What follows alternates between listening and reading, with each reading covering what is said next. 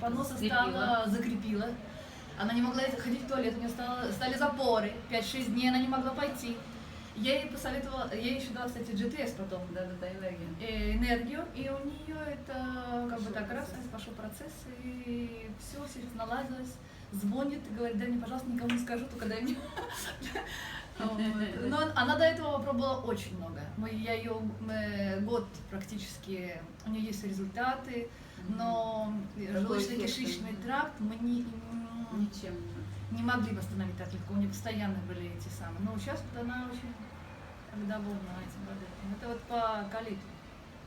Отит моего ребенка. Ночью не может уснуть, плачет. Я ему даю 2 мелса. 1 гроу, 1 мелс, засыпает, спит, утром ничего не болит, идем в школу, продолжаю его лечить, чтобы ушло воспалительный процесс. Естественно, 4 карамельки не берут. Это самое. Но боль ушла.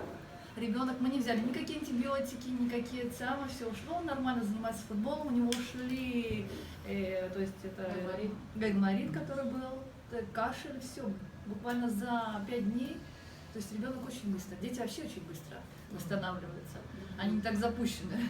Но когда хронические болезни, нужно время, это же не волшебство, чтобы почистить организм, нужно время, поэтому будут и обострения, будут и хорошие самое. У меня тоже обострение было. Я 10 лет залечивала свой герпес, от которого у меня произошло все это.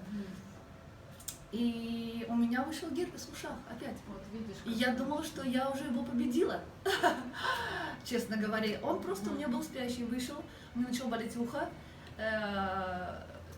Я и продолжала, усилила дозировку, усилила Мелса и Альта, ну и Гро.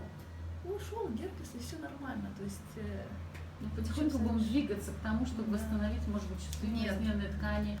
Где-то вот релакс нужно кушать еще, GTS как строительный материал. Да, GTS и релакс. Мне кажется,